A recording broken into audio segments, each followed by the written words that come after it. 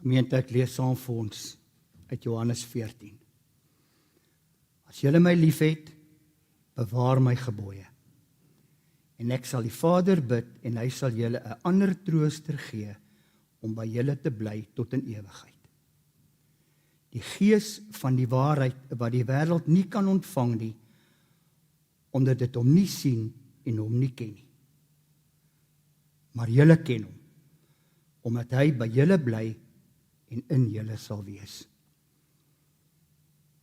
Bedroef nie die Heilige Gees van God nie, deur wie julle verseël is tot die krag en tot die dag van verlossing.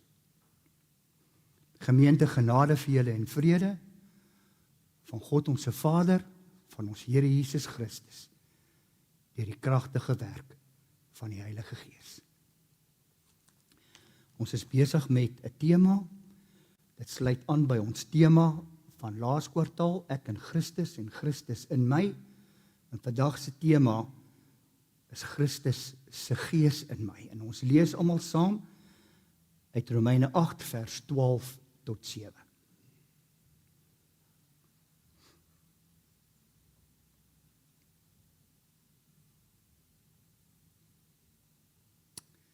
Daarom dan, broers, staan ons onder verpligting, maar nie teenoor ons sondige natuur om daarvolgens te lewe nie.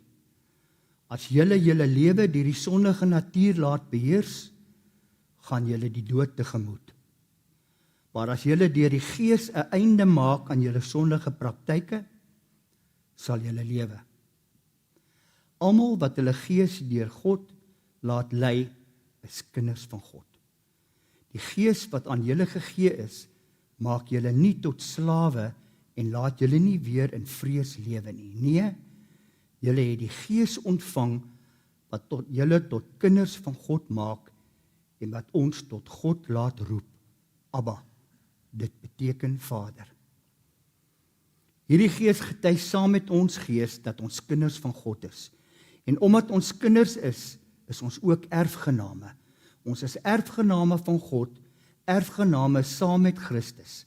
En aangesien ons deel het aan sy lyding, sal ons ook deel hê aan sy heerlikheid.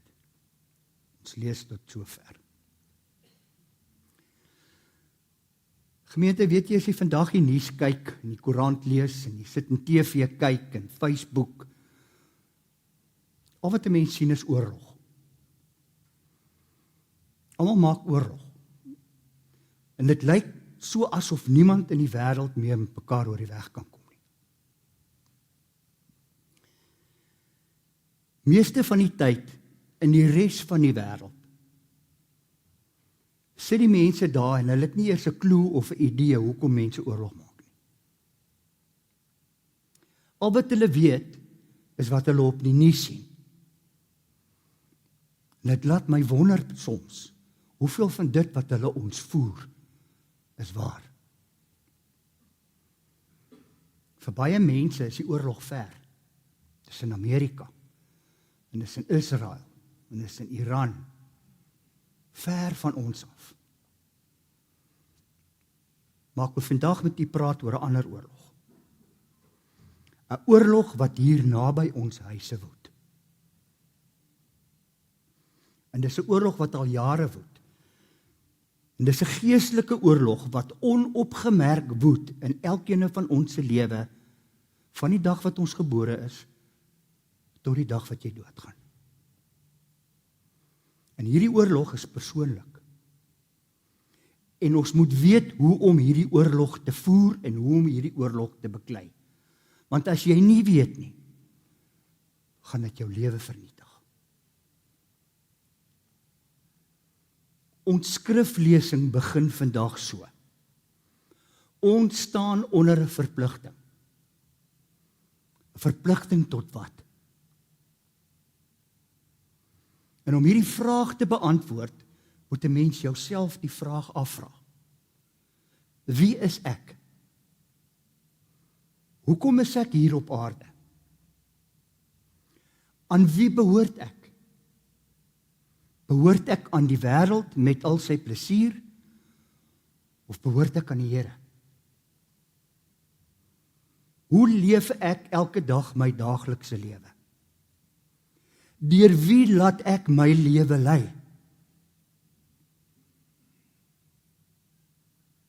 En ek wil vir julle sê, as dit jy is wat jouself lei, kan ek jou nou sê, jy gaan misluk. As ons praat van 'n interne oorlog wat ons voer hier binne in ons, wat hier binne ons woed,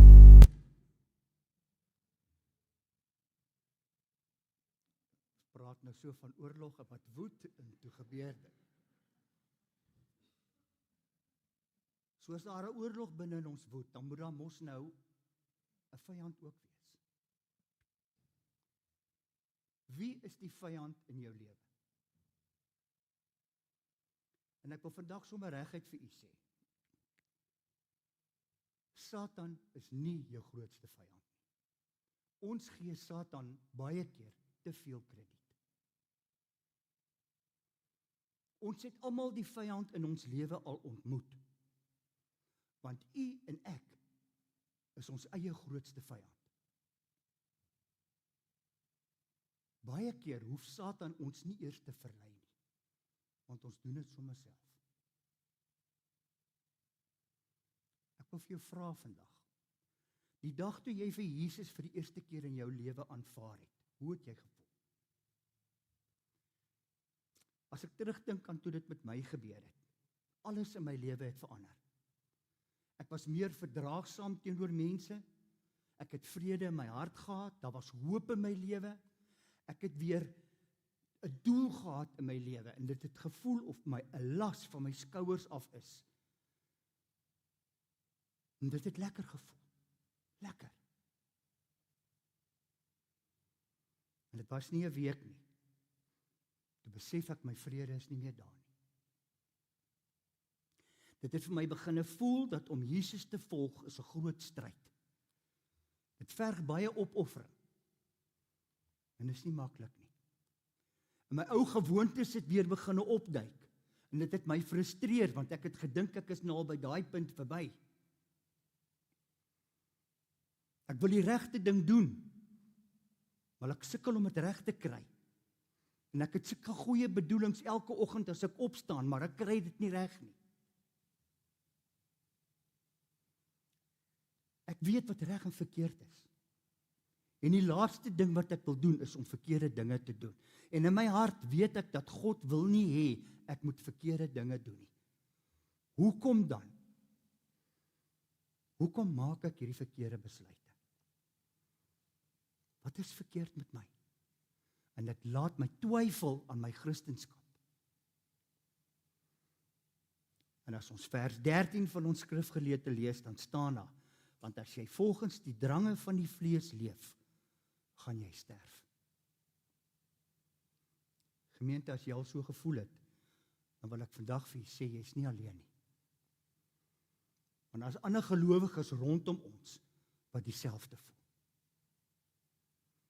Paulus was seker een van die grootste Christene naas Jesus Christus wat daar ooit op hierdie wêreld rondgeloop het. Hy het die grootste gedeelte van die Nuwe Testament geskryf. Selfs hierdie boek Romeine wat ons vandag behandel. En Paulus praat met ons oor hierdie stryd wat binne in ons woed. En om te verstaan wat Paulus sê, wil ek net terugvat na Romeine 7 toe, wat ons verlede week behandel het. As jy vers 15 gaan lees, dan staan daar, ek verstaan my optrede nie. Wat ek wil doen, dit doen ek nie. Maar wat ek haat, dit doen ek juis. Dis Paulus wat hier praat. In vers 18 sê hy, want ek weet dat die goeie nie in my woon nie. Dit wil sê, in my sondige natuur, want ek het die begeerte om te doen wat reg is. Maar ek kan dit nie uitvoer nie. Ek doen nie die goeie wat ek wil doen nie, maar die kwaad wat ek nie wil doen nie, dit hou ek aan doen. Kan jy die frustrasie hoor in Paulus se woorde? Maar weet jy wat ons grootste bekommernis? Paulus is nie 'n nuwe Christen nie. Hy's nie 'n beginner nie. Hy kom al 'n lang pad. En tog sê Paulus, ek verstaan nie hoekom ek dit doen, dat ek doen wat ek nie wil doen nie. Dan wil ek vir u noem, dat soms is die probleem wat ons het dit. As jy Romeine 7 gaan lees vanaf vers 15, en vernaamlik die Engelse vertaling, dan sal jy agterkom dat die woord ek en my kom 41 keer voor in hierdie gedeelte. Jy sien, soms is die probleem dit. Paulus en ons het 'n ek-probleem. 'n my-probleem. As ek alles wil doen op my manier, gaan dit misluk. As ek die stryd hier binne in my wil voer op my eie, sonder God, sonder die Heilige Gees, sal jy misluk. Weet jy hoekom? Want nie een van ons het dit in ons om dit te doen nie. As Paulus nie kan verstaan waarom hy dinge doen wat hy nie wil doen nie, hoe gaan ons dit verstaan? Ons het almal 'n natuurlike weerstand om te doen wat reg is. Prediker 7 vers 20 sê, maar daar is geen mens op aarde wat regverdig is en wat aanhou goed doen en nie sondig nie. Dit is die oorlog hier binne ons. In ons gedagtes wil ons die Here dien, maar ons is slawe van sonde. Wat is die oorsaak van hierdie stryd? Hierdie oorlog wat binne in ons woed? Wat is die oorsaak daarvan? Jy sien, elkeen van ons het twee nature binne in ons. Ons het 'n neiging om God te behaag en te lewe soos wat God wil hê ons moet leef. 'n lewe van vreugde en vrede en liefde en hoop en empatie. Maar dan het ons ook ons eie ou sondige natuur wat daarteen beklei. 'n natuur van woede en jaloesie en haat en trots. En selfs ons as Christene het hierdie twee natuurlike of ingestelde in ons lewens, en ons sal dit binne in ons hê tot die dag wat ons doodgaan. My oor is te klein vir die. Hierdie twee nature of ingestelde steldhede sal voortdurend teen mekaar beklei. En as jy vir 'n oomblik stil raak en jy dink 'n bietjie daaraan, watter natuur of ingesteldheid hier binne in jou is die een wat die oorlog wen? Die een wat die oorlog wen, is die een wat jy die meeste voer. Ons het almal hierdie probleem, en die rede waarom ons hierdie probleem het, is omdat ons eie wilskrag wil gebruik, wat nie goed genoeg is om ons natuur hier binne ons te oorwin nie. As jy dink, jy kan maandagmôre opstaan, en nou gee ek my hart vir die Here, en nou gaan ek verander, en ek gaan alles doen wat reg en wat mooi is, dan kan ek jou nou sê, jy gaan moedeloos raak, en jy gaan moed verloor. Ons het dit nie in ons om dit te doen nie. Hoekom voer ek dan my ingesteldheid, my eie sondige natuur wat hier binne in my is, meer as om God te behaag? Hoekom doen ons dit? Vers 13 sê vir ons weer in ons skrifgedeelte, as julle lewe deur die sondige natuur laat beheers, gaan julle die dood tegemoet. Maar as julle deur die Gees 'n einde maak aan julle sondige praktyke, sal julle lewe. Almal wat hulle deur die Gees van God laat lei, is kinders van God.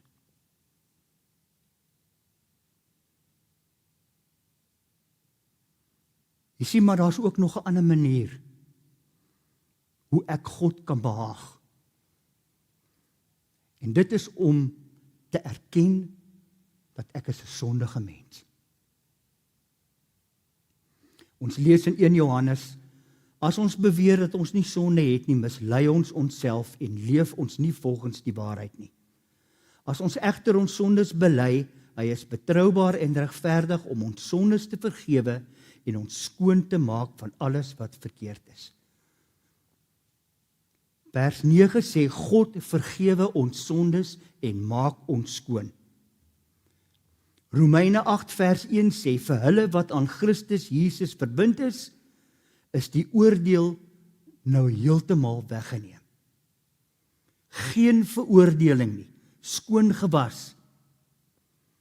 Besef ons wat dit werklik beteken. Kom ons kyk na dit in hierdie konteks, en ek is seker u weet dit al. Veroordeling is 'n regs of 'n regtelike term wat skuldig bevinding met vonnis beteken. Skuldig verklaar te word en strafbaar te wees. Geen veroordeling nie beteken dat 'n persoon wat in Christus is nie meer onder daardie skuldige bevinding nie. Maar dit beteken meer as dit. Dit beteken meer as om net verlossing van ons sonde en ons skuld te kry. Dit beteken ook die bevryding van die slawemag van die sonde. Paulus sê vir ons dat ons as Christene nie veroordeel is tot 'n lewe van ewige slawerny aan ons sondige natuur nie. Daar is iets beter vir Christene om volgens te lewe. Romeine 8 vers 2 sê, die lewegewende Gees is so magtig, dat hy jou deur Christus Jesus bevry en van die greep van die sonde wat uitloop op die dood. Hy bevry jou van die greep van die sonde. Maar daar's ook 'n ander wet, wat in ons lewens as gelowiges werk. En dit is die wet van die Gees van die lewe in Jesus Christus. Daarom het ons reeks laas kwartaal gedoen. Ek in Christus, Christus in my. Dis die krag van die Heilige Gees wat ons bevry van die beheermag van die vlees. En dit is kragtiger as die wet van sonde en van dood. As gevolg van ons sondige menslike natuur het God iets daaraan gedoen. Hy het vir Jesus Christus gestuur om ons sondes in sy eie sondelose liggaam te veroordeel.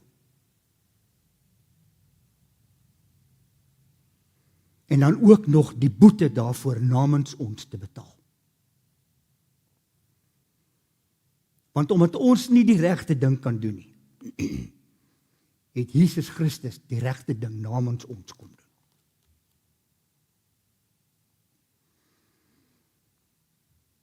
Daar's geen sonde in Jesus nie.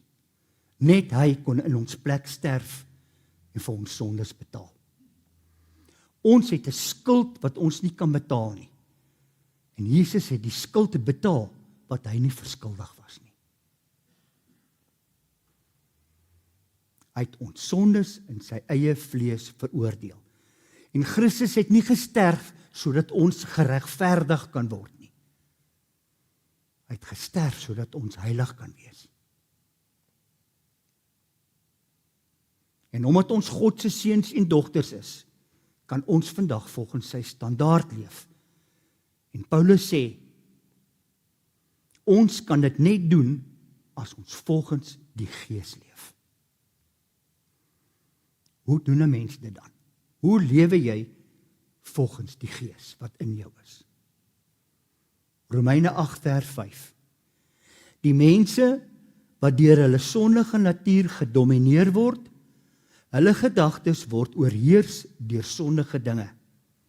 Maar die wat deur die Gees beheer word, hulle gedagtes is vol van die dinge van die Gees, wat die Gees gelukkig maak. Wat sê hierdie gedeelte vir jou? Hierdie gedeelte sê vir ons, dit begin in jou gedagtes. Ons is wat ons dink. Ons tree op grond van dit wat ons in ons gedagtes invoer elke dag. Ons gedrag word bepaal deur die dinge waarop ons mediteer. Jy kan nie 'n kind van God wees en doen wat jy wil nie.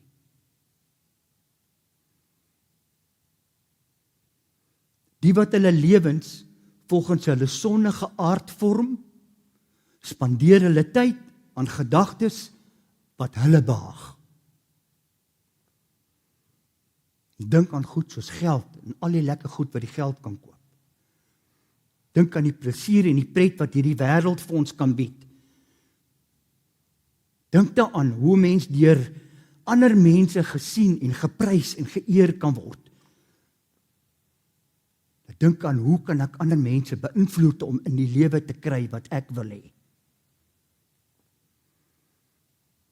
Dan staan die wat aan die ander kant is, wat hulle lewens volgens die Gees vorm. Sien, hulle spandeer hulle tyd om te dink wat God behaag.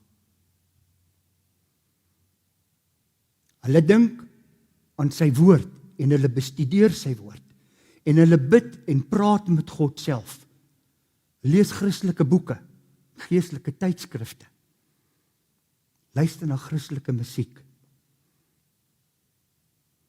Hulle kan hulle lewens volgens God se Gees vorm, omdat hulle gedagtes rig op dinge wat met die Gees verband hou. Ek wil vir u vra vanmôre, waar is u gedagtes vandag? Waaraan dink jy? Waaraan spandeer jy jou tyd? Wat voer jy in jou gedagtes elke dag? Ons skrif sê vir ons in vers 12, daarom broers en susters, het ons 'n verpligting. 'n Verpligting tot wat? 'n Verpligting om nie volgens ons menslike natuur, ons eie sondige natuur te leef nie. Dis jou verpligting. 'n Verpligting om nie sonder die Heilige Gees te leef nie. Maar ons het ook 'n ander verpligting, om deur die krag van die Heilige Gees te leef. Want almal wat hulle self toelaat om deur die Gees van God gelei te word, is seuns en dogters van God. So ek wil vir u noem vanmôre, wanneer jy besig is om oorlog te voer tussen hierdie twee reuse hier binne in jou, dink 'n bietjie daaraan, watter een is ek besig om die meeste te voer? Dis eenvoudig en dis duidelik. As jy ek voer,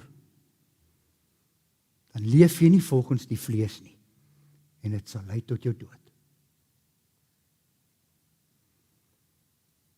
Wat beteken dit, as jy volgens die vlees leef, sal jy sterf? Dis 'n konsep van 'n geestelike dood wat kom van die tyd van Adam en Eva, toe hulle geëet het van die boom wat hulle nie moes eet nie, en dit 'n breuk veroorsaak het in hulle verhouding met God. Genesis 2 vers 17 sê vir ons, van die boom van die kennis van goed en kwaad, daarvan mag jy nie eet nie, want die dag wanneer jy daarvan eet, sal jy beslis sterf. Geestelike dood verwys na die skeiding van die siel van God as gevolg van jou sonde. Dis om te lewe sonder die teenwoordigheid van God. Het jy al probeer om dit te doen? How is it going for you?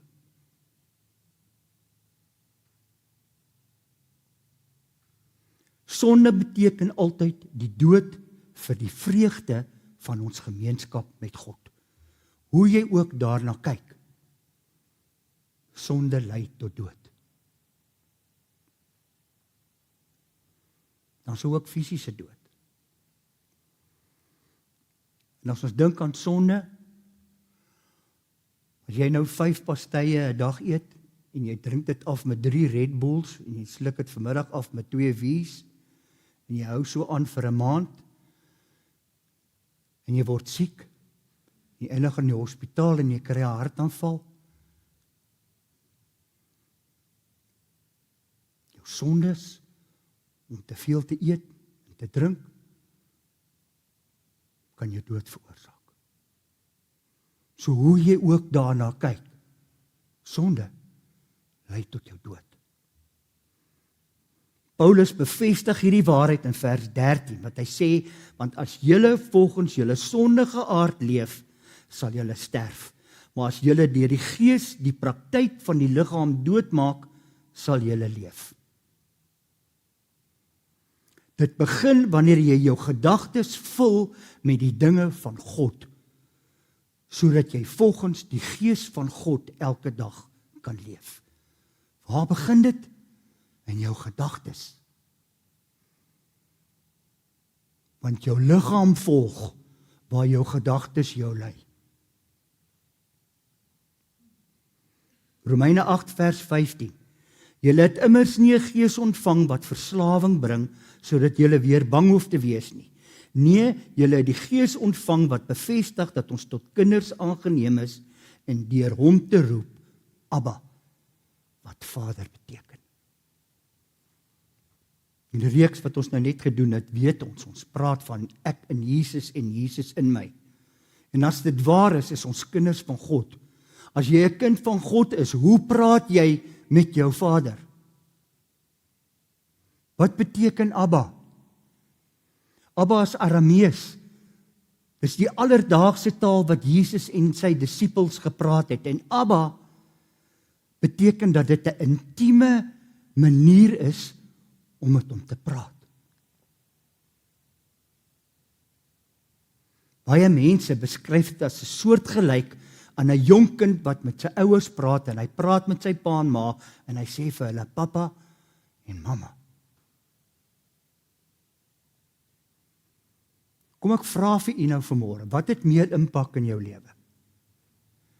Jy gaan met verlof vir 'n maand en jy is Suid-Afrika toe en jy kom terug en na 'n maand kom klop jy aan jou ma se deur en as jou pa die deur oopmaak, dan sê jy goeiemiddag vader, goeiemiddag moeder. Is dit soos ons praat? Nee, sê hallo dad, hallo moeks, hallo ma, ons het julle gemis, ons vertel julle wat met Suid-Afrika gebeur het. Dis nie babataal nie. Dit dra beide die nabyheid en die respek te gelyk, want dit is 'n intieme gesprek wat jy met jou Vader het. Paulus het eintlik die Aramees en die Griekse vertaling langs mekaar gesit en daarom praat ons van Abba Vader. Aramees en Grieks.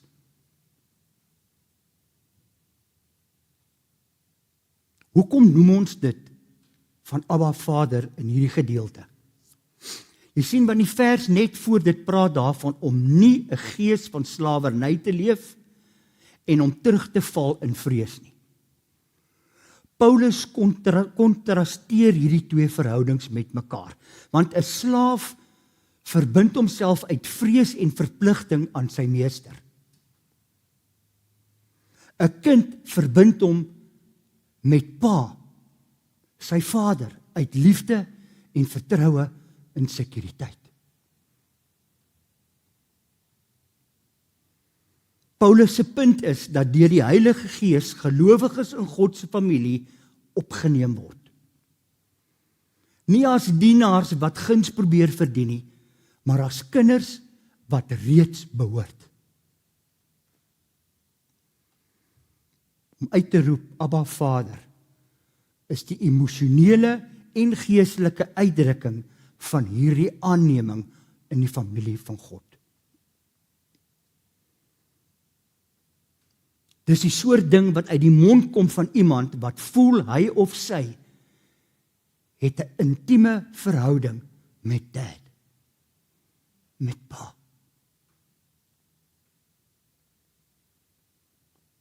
Sien die groter prentjie in Romeine 8 wat binne hierdie hoofstuk lê oor die lewe in die Gees teenoor die lewe in vrees en veroordeling, Paulus sê, die Gees vertel jou nie dat jy aangeneem is nie. Die Gees beweeg jou dat jy dit eintlik voel en daarvolgens lewe.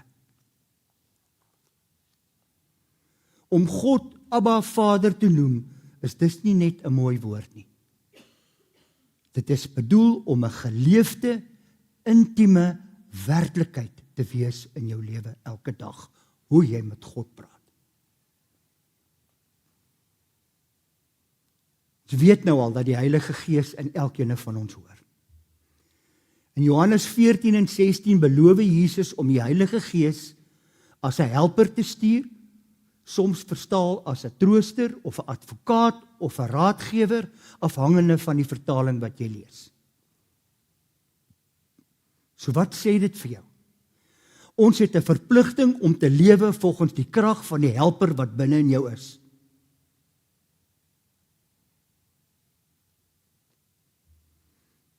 Hoekom?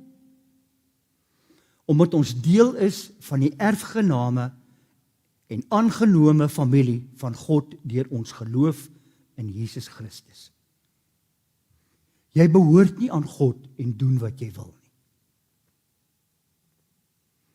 Om deel te wees van God se familie beteken ons is in gesamentlike erfgenaam met Christus. As ons sy kinders is ons erfgename van God en mede-erfgename saam met Jesus.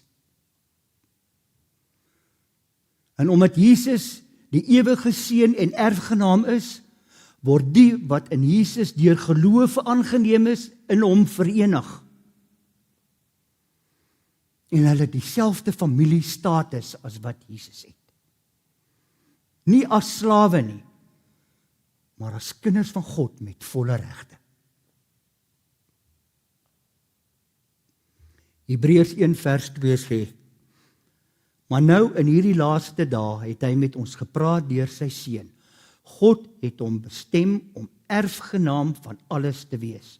Trouwens, hy het deur Jesus Christus ook die wêreld en alles wat daarin is gemaak. Maar jy sien, hier's die ding. Ons weet ons het 'n verpligting. Ons weet dat ons is kinders van God en mede-erfgename saam met Jesus Christus. Ons weet ons moet lewe volgens Jesus Christus en die Gees wat in ons is. En ons weet ons het 'n Abba Vader na wie toe ons kan gaan en voor hom gaan kniel. Maar ons het nog steeds hierdie oorlog wat ons het, wat binne in ons woed. En as jy terugkeer na die ou self, dan beteken dit dat jy die Gees wegstoot en nie meer sy stem hoor nie. Efesiërs 4 vers 30 sê, moenie God se Heilige Gees hartseer maak nie. In julle eenheidsband met die Heilige Gees lê julle waarborg dat julle God se verlossingsdag sal beleef. Die 53 betaling sê, bedroef nie die Heilige Gees van God nie. In die lig van alles wat Jesus vir ons gedoen het, het ons 'n verpligting teenoor hom. En dit is die verpligting om 'n algehele oorlog te voer teen die sondige menslike natuur wat in jou is elke dag deur die kragtige werking van die Heilige Gees. Nie deur jouself nie. Jy het dit nie in jou om dit te doen nie. Gemeente, is dit hoe jy jou lewe beleef elke dag?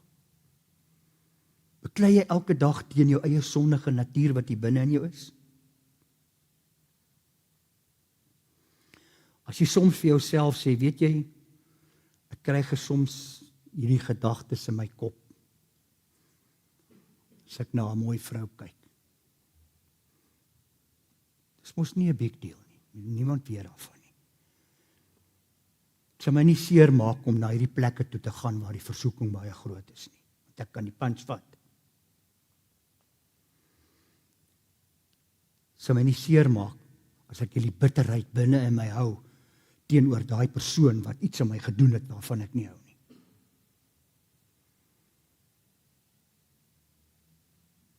Wat kan dit nou seermaak as ek my eie sin eis van my man of my vrou by die huis?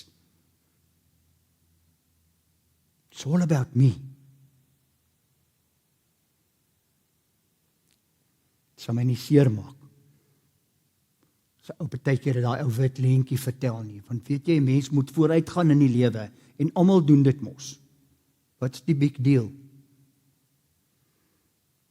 Gemeente, as dit die manier is waarop jy die oorlog binne in jou voer, dan wil ek vir jou nou sê, jy voer die verkeerde gees.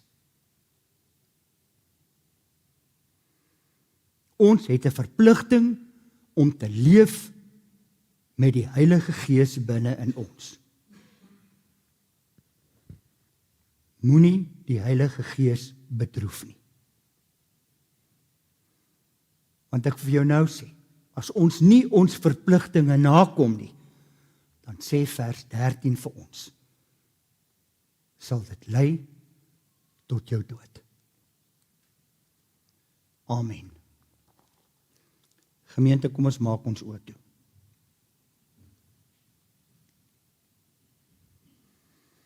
Hemelse Vader, dankie dat U ons nie alleen laat nie. Dankie dat ons die Heilige Gees het wat in ons woon. En ons bely, Here, dat ons dikwels volgens ons eie sondige natuur leef. Ons eie begeertes, ons eie planne en ons eie krag. En ons bid, Here, asseblief vergewe ons daarvoor. Ons vra vandag dat die Gees ons sal lei in elke gedagte en in elke woord en in elke daad wat ons doen. Leer ons asseblief, Heer, om sensitief te wees vir U stem en om gewillig te wees, om gehoorsaam te wees, selfs wanneer dit my nie pas nie.